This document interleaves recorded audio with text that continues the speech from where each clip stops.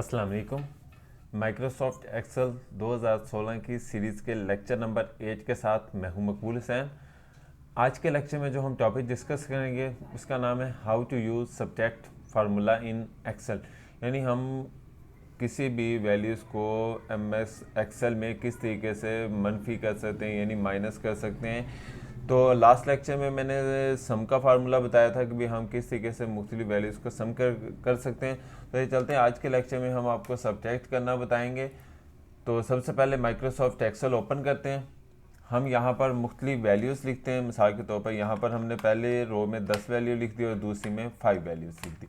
अब हम जब भी फार्मूला लगाते हैं तो हम यहाँ पर क्या चीज़ है, फार्मूला बार में जाएंगे, उसके बाद हम इक्वल टू का बटन प्रेस करते हैं। तो सबसे पहले आपको पता है कि जब भी हम कोई भी फार्मूला लगवाएंगे तो इक्वल टू बटन लाजमी दबाना होता है। तो सबसे पहले इक्वल टू दबाया, उसके बाद हमने जिस वैल्यू को जिसमें से माइनस करना है, मिसाल के तौर पर हमने 10 में से 5 को माइनस करना है, तो 10 का हम एड्रेस लिखेंगे और उसके बाद 5 का एड्रेस लिखेंगे। अब 10 का एड्रेस कौन सा है जी, A1 है, तो देखें जी A1 जो है सिलेक्ट हो गया। उसके बाद माइनस का बटन प्रेस करेंगे, उसके बाद जो 5 का एड्रेस है तो वो क्या है जी B1 है, तो हमने B1 लिख दिया और उसके बाद वो जो है जी B1 जो है सिलेक्ट हो चुका है।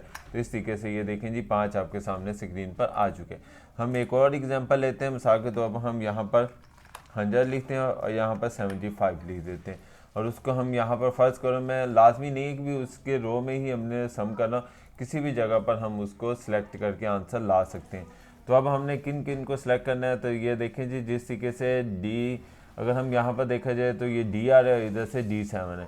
तो हम सबसे पहले इक्वल टू लिखेंगे, उसके बाद D7 लिखेंगे, फिर माइनस लिखेंगे और उसके बाद क्या चीज़ें हमारे पास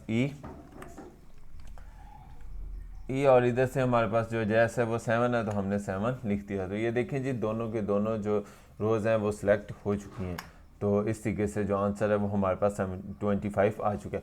अब कहने का मतलब ये चीज़ है कि भी लाजमी नहीं कि भी हम बड़ी वैल्यू से ही छोटी वैल्यूज़ के निकालें। तो हम यहाँ पर 50 लिखते हैं और माइनस यहाँ पर 10 लिख देते हैं और नेक्स्ट रो में इसकी चीज़ है 10, नेक्स्ट रो में 75 लिखते हैं, यहाँ 70 लिख देते हैं, 70 लिखते हैं। अब हमने फर्स्ट रो में से सेकंड रो को माइनस करना है और यहाँ पर जवाब लेकर आना है। तो हम क्या करेंगे, इक्वल टू लिखें सबसे पहले। उसके बाद हमारे पास जो फर्स्ट रो का जो एड्रेस है वो है जी I6, तो I6 लिखें, माइनस लिखें और उसके बाद